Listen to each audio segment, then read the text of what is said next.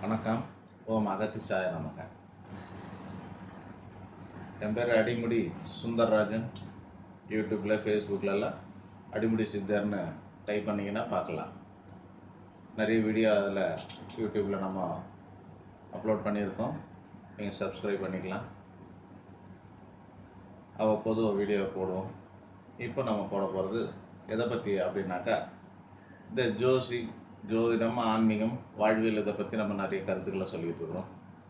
இன்றைக்கி நம்ம சொல்ல போகிறது ஜோசியத்தை பற்றி. ஜோதிடத்தை பற்றி பல பேர் பொதுவான பலன்களையே முக்கியத்துவம் கொடுத்து பேசிக்கிட்டு வராங்க, நம்பிக்கிட்டு வராங்க. அந்த மாதிரி பொது பலனை நம்புறது நல்லது இல்லைங்கிறது தான் இன்றைய கருத்து. டிவிலையுமே நாத்திகம் பேசுகிறவங்க அல்லது ஜோதிடத்தின் அடிப்படையை உணராதவர்கள், ஒரு கேள்வி ஞானம்னு ஒன்று இருக்குது. அந்த கேள்வி ஞானம் கூட அடிப்படையில் கேள்வி கேட்க தெரிஞ்சவங்களை தான் கேட்க முடியும். ஒரு டாக்டரை கேள்வி கேட்குறேன்னாக்கா யார் வேணாலும் கேட்ட முடியாது, இன்னொரு டாக்டர் கேட்கலாம். அதுபோல் ஒரு ஜோசியத்தை பற்றி கேள்வி கேட்கணுன்னாலும் சரி, டிவியில் சில விவாத நிகழ்ச்சிகள்லாம் நடக்கும். அதில் கேட்டுட்டு கடைசியாக முடிவு எப்படி சொல்லுவாங்க அப்படின்னாக்கா, ஜோசியம் பொய்யுங்கிற மாதிரியான முடிவுக்கு வருவாங்க. ஏன்னா சில பேர் ப்ரெடிக்ட் பண்ணுறது தவறாக இருக்கும், அதை பூஸ்ட் பண்ணி பேசுவாங்க.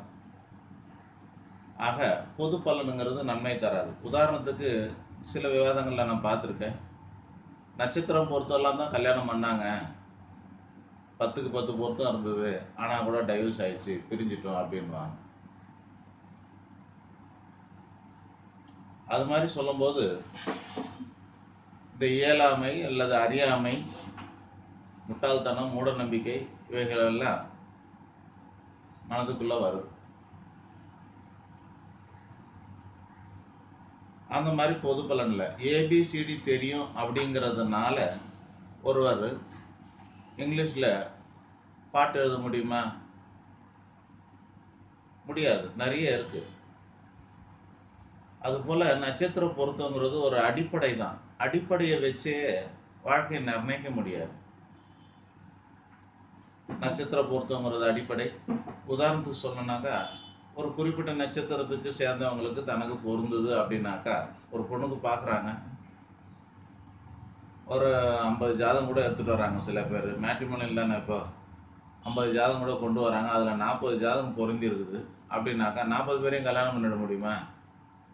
40 பண்ண முடியாமல் போய் திரும்பவும் போய் எடுத்துகிட்டு வர்றது உண்டு. அப்படியே அந்த பொருத்தம் ஏற்படுது அப்படின்னா அதெல்லாம் அடிப்படை பொருத்தங்கள் தான். அதே போல் ஒரு ராசிக்கு ஒரு நட்சத்திரத்துக்கு இன்னொரு நட்சத்திரம் பொருந்துதுன்னு சொல்லும்போது, அந்த நட்சத்திரத்தை சேர்ந்தவங்களை யாரை கல்யாணம் பண்ணால் நல்லா இருப்பாங்களான்னா முடியாது. ஒரு 75 வயசு ஆள் உள்ளவங்களையோ அல்லது 15 வயசு உள்ளவங்களையோ கல்யாணம் பண்ணாக்கா செட் ஆகுமா? வராது. ஆக நட்சத்திர பொருத்தங்கிறது அடிப்படை தான். அதை வச்சு நம்ம பிரதானமாக வச்சுட்டு வாழ்க்கை நடத்த முடியாது. நட்சத்திர பொருத்தம், அதற்கு மேலே தோஷங்கள் பொருந்துதான்னு பார்க்கணும். அதற்கு மேலே விதி அமைப்பு பொருந்துதான்னு பார்க்கணும். இந்த நட்சத்திர பொருத்தம் பார்த்தோன்னே அவங்களுக்கு புத்திர பாக்கியம் இருக்குமா, அவங்களுக்கு மாங்கல்ய பாக்கியம் இருக்குமா, அவங்களுக்கு அது இருக்கா இது இருக்கான்னு கேட்பாங்க. வாழ்க்கை நல்லா இருக்குமா, இந்த பையனை கல்யாணம் பண்ணால் என் பொண்ணு நல்லா இருக்குமா, இந்த பொண்ணை கல்யாணம் பண்ணால் என் பையன் நல்லா இருப்பானா, அப்படிலாம் கேட்குறாங்க. அதெல்லாம் தவறு. தீத நன்றும் பிறர் தர வரான். நல்லது கெட்டது அடுத்தவங்களால வராது, அவங்க கர்மாவின்படி நடக்கும். அதுக்கு இவங்கெல்லாம் காரணமாக இருப்பாங்க. இந்த ஜாதகம்லாம் காரணமாக இருக்கும் வழி, அவங்க காரணம் கிடையாது. அவங்களே முதல் காரணமாக இருக்க முடியாது. கர்மா தான் முதல் காரணமாக இருக்கும். ஆக இந்த நட்சத்திர பொருத்தத்தின் அடிப்படையிலேயே வாழ்க்கை நல்லது நடக்கும்னு சொல்ல முடியாது. இந்த தோஷ பொருத்தங்களும் பார்க்கணும். அதுக்கப்புறமா விதி பொருத்தம். நீங்கள் ஒருவேளை தனியாக தெரிஞ்சிங்கனாக்கா உங்களோட ஜாதகங்களை வச்சு விதியை தெரிஞ்சுக்கணும். முதல்ல விதி எப்படி இருக்குன்னு. அதில் திருமண தோஷம்னு ஒன்று இருக்குது. திருமண வாழ்க்கையில் பாதிப்பு இருக்குன்னாக்கா எத்தனை பொருத்தங்களை பார்த்தாலும் அந்த பாதிப்புகள் இருக்க தான் செய்யும். ஆக சில பரிகாரங்கள் மூலியமாக சில தோஷங்கள் நிவர்த்தி ஆகும். கிரக தோஷங்கள் எல்லாம், அதாவது பாவகிரகத்தின் அடிப்படையில் ஏற்படக்கூடிய தோஷங்கள் எல்லாம் ஓரளவுக்கு நிவர்த்தி ஆகும். செவ்வாய், சனி, சூரியன், ராகு, கேது பாவகிரகத்தின் அடிப்படையில் ஏற்படக்கூடிய தோஷங்கள் எல்லாம் ஓரளவுக்கு நிவர்த்தி ஆகும். ஆனால் தலையெழுத்தின்படி, அதாவது ஒரு ஜாதகத்துக்கு 6, 8, 12 மறைவு ஸ்தானம் சொல்லுவோம். திருமண ஸ்தானத்துக்குரிய கிரகமானது இந்த 6, 8, 12 போய் நின்னாலோ அல்லது அந்த கிரகங்களோட கூடினாலோ அல்லது மேலும் நீச்சமானாலோ அளவுக்கு அதிகமான பாவகிரகங்களோட சேர்ந்தாலோ அவைகள்லாம் கடுமையான தோஷமாகும். அந்த தோஷங்களுக்கு நீங்கள் பரிகாரம் பண்ணால் கூட வாழ்க்கை நல்லா இருக்கும்லாம் சொல்ல முடியாது. நீங்கள் இப்போ 10க்கு 10 பொருத்தம் பார்த்து கல்யாணம் பண்ணாலும் வாழ்க்கை நல்லா இருக்கும்லாம் சொல்ல முடியாது. ஆக பொருத்தங்களில் அடிப்படையை வச்சே வாழ்க்கையை நடத்த முடியாது. அதுக்கப்புறம் கிரகதோஷம், தலையெழுத்துன்னு சொல்லக்கூடிய விதி அமைப்பு, மூணாவதா தசா புத்தி எல்லாம் பொருந்துதான்னு பார்க்கணும். சில பேருக்கு 7.5 சனியாக இருக்கிறவங்கள, அதனால தான் நிறைய பேர் வந்து ஜென்ம ராசி அல்லது ஜென்ம நட்சத்திரத்தில் பண்ண மாட்டோம். 7.5 வந்ததுன்னா 2 பேருக்கும் ஒன்றா வரும். அப்போ 7.5 + 7.5 15 ஆகிடும்ல. அந்த மாதிரி இருக்கும்போது பாதிப்பு அதிகமாக தானே இருக்கும். அதனால் பொது பலனை பார்க்காதீங்க. இது கல்யாணத்துக்காக சொல்கிறது. அது மட்டும் இல்லாமல் நம்மளோட ராசி பலனெல்லாம் பார்க்குறோம், டிவியில் எல்லாம் போடுவாங்க. எல்லாருமே பாசிட்டிவாக சொல்லுவாங்க. ஆனால் எல்லாமே நடைமுறைக்கு வராது. எல்லாமே வரலனாலும் பரவாயில்ல, எப்பவுமே மெஜாரிட்டிக்கு மரியாதை கொடுக்கணும். 10க்கு 4 பேருக்கு நல்லது நடக்கலைன்னா கூட பரவாயில்ல. ஆனால் 10க்கு 6 பேருக்கு நல்லது நடக்கலைன்னா இல்லை சரியாக நடக்கலைனாக்கா அதெல்லாம் பொய்ன்னு அர்த்தம். ஆக ரொம்ப பாசிட்டிவாக சொல்கிறாங்கன்றதுக்காகலாம் ஏற்றுக்க முடியாது. பாசிட்டிவாக சொல்லக்கூடாது, உண்மையாக சொல்லணும். நீங்கள் 12 ராசியில் பார்த்தீங்கன்னாக்கா நீங்கள் டிவியில் பார்க்கலாம், பேப்பரில் பார்க்கலாம். 12 ராசிக்குமே காலங்கத்தில் நல்லது தான் சொல்லுவான். நீங்கள் ஆஹான்னு வந்துருவீங்க, ஓஹோன்னு வந்துருவீங்கன்னு. வாழ்க்கையில் நல்லது நடக்கிறதுல இன்றைக்கே நடக்கிற மாதிரியே சொல்லுவாங்க. ஆனால் அன்றாட பல அசம்பாவிதங்கள் நடந்து கொண்டு தான் இருக்கிறது. அந்த அசம்பாவிதங்கள் எல்லாம் இந்த 12 ராசியில் இருக்கிற ஒருத்தருக்கு தானே நடக்கணும். ஏதோ ஒரு ராசியாக இருப்பார்ல. ஆனால் அந்த மாதிரி சொல்கிறதே கிடையாது. அதிகபட்சமாக சொன்னாக்கா எதை சொல்கிறாங்க அப்படின்னா 1-2 பேர் இந்த சந்திராசிரமத்தை பற்றி சொல்லுவாங்க, கொஞ்சம் எச்சரிக்கையாக இருக்கணும். அதை தவிர மீதி அத்தனை பேருமே வந்து பாசிட்டிவாக தான் சொல்கிறாங்க. பாசிட்டிவான வார்த்தைகள் உங்களை ஊக்கப்படுத்தும் ஒழிய ஆனால் உண்மையாக இருக்காது. எச்சரிக்கையாக இருக்க வேண்டியது தான் நல்லது. இது பொது பலன். அடுத்தது ராசி பலன், குரு பயிற்சி பலன், சனி பயிற்சி பலன்லாம் சொல்கிறாங்க. இது வெறும் சனியும் குருவும் மட்டுமே வாழ்க்கையை நடத்துறது இல்லை. 9 கிரகங்கள் இருக்குது. அதில் 3 கிரகம் இல்லை 4 கிரகம், சனி, குரு, ராகு, கேது. இந்த ராகு கேது ரெண்டும் ஒன்றா பயிற்சி ஆகும். அதனால 3 பயிற்சி சொல்கிறோம். ஆக இந்த 4 கிரகங்கள் வருட கிரகங்கள்னு பேர். ஏன்னா குரு வருஷத்துக்கு அப்ராக்சிமேட்லி வருஷத்துக்கு ஒரு முறையும், சனி பகவான் 2.5 வருஷத்துக்கு ஒரு முறையும், ராகு கேது 1.5 வருஷத்துக்கு ஒரு முறையும் பயிற்சி ஆகும். ஆக இந்த 4 வருட கிரகங்களுக்கு சேர்த்து பார்த்து தான் பலன் சொல்லணும். குரு பயிற்சி ஆகும்போது மற்ற 3 கிரக பயிற்சியும் அனுசரிச்சே தான் சொல்லணும். அவங்க குரு பயிற்சி பலனை மட்டும் சொல்லுவாங்க. உதாரணத்துக்கு இப்போ இன்னைக்கு தேதிக்கு ரிஷப ராசிக்கு 7ஆம் இடத்துல சனி பகவான், சுக்கிர பகவான் குரு பயிற்சி நடந்திருக்குது, 7ஆம் இடத்துல குரு பகவான் இருக்காரு, பிரமாதம், ஆஹா ஓஹோன்னு சொல்லிடுவாங்க. மக்களும் நம்பிடுவாங்க. ரிஷபராசியை சேர்ந்தவங்க எல்லாம் ஓஹோ இன்னைக்கு நமக்கு நல்லா இருக்குது, பிரமாதமா இருக்குது அப்படின்னு நம்பிடுவாங்க. ஆனா அது வந்து உண்மை கிடையாது. அந்த குரு பகவான் கொஞ்சோண்டு நல்லது செஞ்சாலும் அதுக்கு பக்கத்திலே இருக்க 8ஆம் இடத்துல கேது பகவான் இருக்காரு, சனி பகவான் இருக்காரு. இது அஷ்டமம்னு சொல்லுவோம். அஷ்டம சனி, அஷ்டம கேது. கேது அஷ்டமத்துல இருந்தா 2ஆம் இடத்துல ராகு இருக்காருன்னு அர்த்தம். ஆக இதெல்லாம் சேர்ந்து பார்க்கும்போது 3 கிரகங்கள் பாதிப்பை தரும். அப்ப எவ்வளவு நல்லது நடந்திருக்கும்? 25% குரு பகவானால நல்லதும், 75% மற்ற கிரகங்களால கெட்டதும் நடக்கும். ஆனா நம்ம பாசிட்டிவா நம்பிடுவோம். குரு பயிற்சி எனக்கு நல்லா இருக்குன்னு சொன்னாங்களே, ஆஹான்னு ஓஹோன்னு சொன்னாங்களேன்னு சொல்லுவோம். அது நன்மை தராது. அதுபோல இந்த கிரக பயிற்சி பலனும் பொது பலனை நம்பக்கூடாது. 4 கிரக பலனும் சேர்த்து வச்சுதான் நம்பணும். இதற்கு மேலேயும் நம்மளோட சுய ஜாதகத்தோட பலனும், ஒருவேளை குரு பகவான் நல்லா இருக்கலாம், மற்ற கிரகங்கள்லாம் நல்லா இருக்கலாம், இருந்தாலும் நமக்கான தசா புத்தி அந்தாரன் இவைகளெல்லாம் நல்லா இருக்கான்னு பார்க்கணும். தலையெழுத்து நல்லா இருக்கான்னு பார்க்கணும். தலையெழுத்தே இல்லாத ஒரு ஆளுக்கு, தலையெழுத்தே சரியில்லாத ஒரு ஆளுக்கு எத்தனை குரு பயிற்சி வந்தாலும் நன்மைகள் செய்யாது அல்லவா? சட்டியில் இருந்தால் தானே அகப்பையில் வரும்.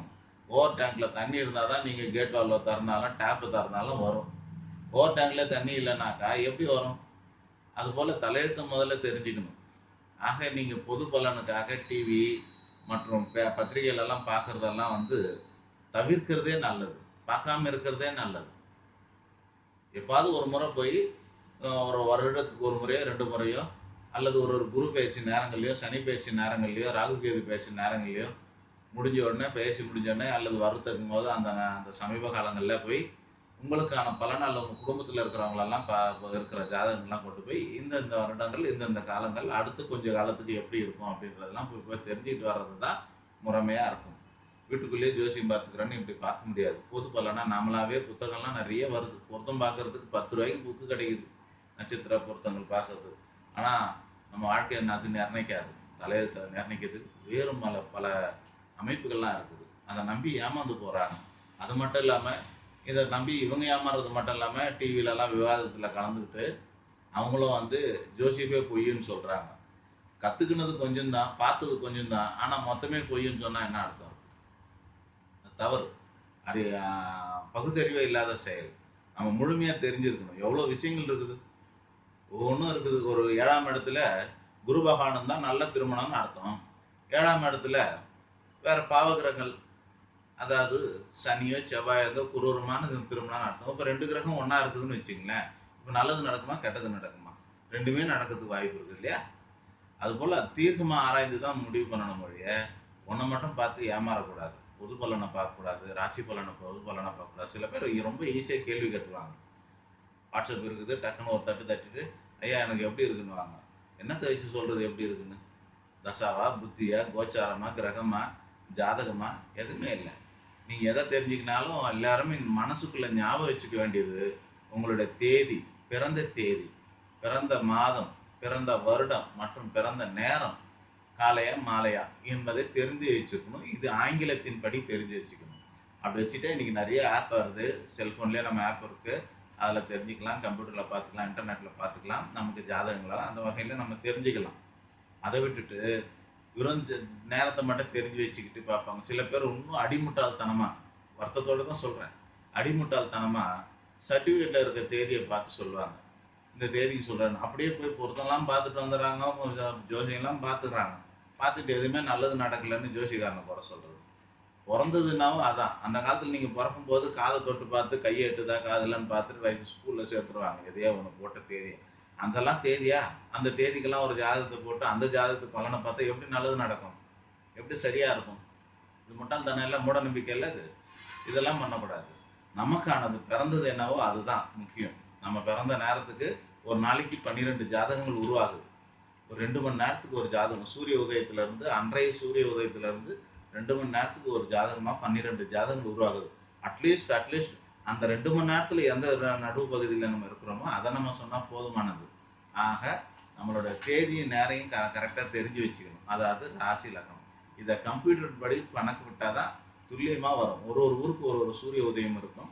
அந்த சூரிய உதயத்தை லாங்கிடியூட் லேட்டிடியூட் சொல்கிறதுலாம் துல்லியமாக கணக்கிடணும்னா நம்ம கையில் கணிக்கிறத விட அந்த காலத்தில் மகான்கள் இருந்திருக்கலாம், துல்லியமாக கணிச்சிருக்கலாம். ஆனால் என்னுடைய 30 வருஷ ஆராய்ச்சி அனுபவத்தில் நம்ம என்ன பார்த்துருக்குறோம் அப்படின்னாக்கா, ஏன் அன்னைக்கு ஜோசியத்தை கம்மியாக நம்புறாங்க, நீங்கள் அதிகம் நம்புறாங்கன்னாக்கா கல்வி, அறிவு தான். அந்த காலத்தில் குத்துமதிப்பாக போட்டது தான் காரணம். நேரங்களும் துல்லியமாக கொடுக்கல, கணித்தவர்களும் துல்லியமாக கணிக்கல. அதனால தான் மிஸ் ஆயிடுச்சு. 100க்கு 20% பேர் தான் 80s வரைக்கும் 80 வரைக்கும் ஜோதிடத்தை நம்பினார்கள். 80க்கு பின்னாடி கம்ப்யூட்டர்லாம் வந்ததுக்கு அப்புறமா 90லேருந்து கொஞ்சம் கொஞ்சமாக ரைஸ் ஆகி இன்னைக்கு 100க்கு 80% பேர், அதில் எல்லா மதத்தை சேர்ந்தவர்கள், தமிழ்நாட்டில் இருக்க, இந்தியாவில் இருக்கிறவங்க எல்லாம் வந்து கிறிஸ்துவர்கள், இஸ்லாமியர்கள்லாம் கூட ஜாதகத்தை நம்ப ஆரம்பிச்சிட்டாங்க.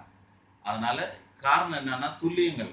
கம்ப்யூட்டரின் அடிப்படையில் நம்ம போடும்போது, திருக்கணிதத்தின் அடிப்படையிலோ கம்ப்யூட்டரின் அடிப்படையிலோ நாசால எந்த பஞ்சாங்கள்லாம் ஏற்றுக்கிறாங்களோ அந்த பஞ்சாங்கத்தின் அடிப்படையில் நம்ம கணக்கிடும் பொழுது ஜாதகமே துல்லியமாக கிடைச்சிருது. துல்லியமான ஜாதகத்தை வைக்கும்போது பலன் கொஞ்சம் துல்லியமாக இருக்குது. அதனால ஜோசியக்காரங்களுக்கெல்லாம் இப்போ கொஞ்சம் மவுசு கூட தான். அந்த காலத்தில் ஜோசியத்தை சில பேர் நம்புவாங்க, சில பேர் நம்ப மாட்டாங்க. காரணம் என்னன்னா தவறான ஜாதகம் வச்சுக்கிறவங்க தப்பு. உதாரணம் சொல்லணும்னா, நான் நாத்திகனாக இருந்த காலத்துலேருந்து நான் ஜோசியம் ஆராய்ச்சி பண்ணி தான் இப்படி வந்தேன். அந்த நேரத்தில் எனக்கு 8 விதமான ஜாதகங்கள் எழுதி கொடுத்துருந்தாங்க. 8 விதமான ஜாதகங்கள் எனக்கு இருந்தது. அதோட ஆராய்ச்சியின் பலன் தான் நானே ஜோசியராக வேண்டிய சூழல் ஏற்பட்டது. ஆக ஜோசியம் என்பது உண்மை, ஜோதிடர்களோனா பொய்யா இருக்கலாம். ஜாதகம் என்பது உண்மை, நீங்கள் கொடுத்த நேரங்கள் பொய்யாக இருக்கலாம். ஆக துல்லியமான நேரத்தை கொடுங்க. துல்லியமான நேரத்தை வச்சு கம்ப்யூட்டரின் அடிப்படையில் ஜாதகத்தை கணிக்கணும். அப்படி கணிக்கும்போது துல்லியமாக கிடைக்கும் ஜாதகம். அதன் அடிப்படையில் ராசி, நட்சத்திரம், லக்னம் இவைகளை கொண்டு தலையெழுத்தின் அடிப்படையில் தெரிந்து கொள்வது தான் சரியான ஜோதிட முறையாக இருக்கும். நல்ல பலன்களை அதன் மூலயமா தான் அறிய முடியும். பொது பலன்களுக்கு முக்கியத்துவம் கொடுக்காதீர்கள். கேலண்டரில் பார்க்கறது, பத்திரிகையில் பார்க்கறது, டிவியில் பார்க்கறது, இவையெல்லாம் குறிப்பிட்ட ஒரு கிரகத்தோட பலனை மட்டும்தான் சொல்லுவாங்க. அது நடைமுறைக்கு வராது. அதுக்கு நம்ம எப்பவுமே நம்ம மெஜாரிட்டி 10 நாள் நாள்